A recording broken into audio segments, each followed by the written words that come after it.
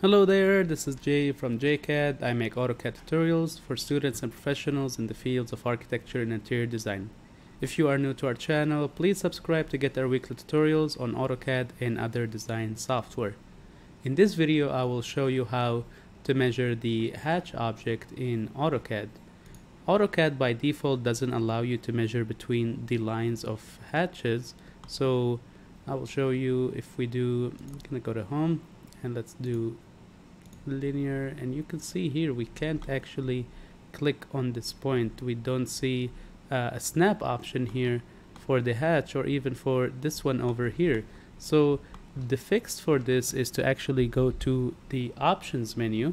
Gonna go there, and then where you need to go is the drafting settings here and the drafting tab, and on the bottom, if you go here to the left side, object snap options, you just need to uncheck this, ignore hatch objects. I'm gonna click on it, and then you hit apply and OK.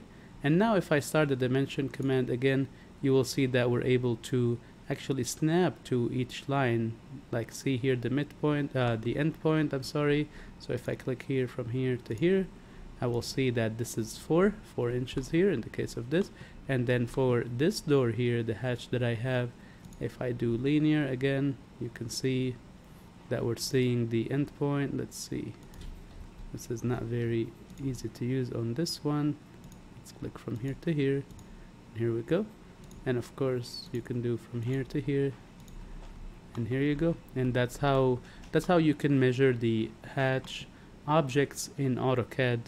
And one more thing to mention, you usually don't want to have it on because it will slow your project a little bit as you're working, so better keep it off if you don't need to measure your hatch object. I would just turn it off when I need it, but other than that I wouldn't keep it on.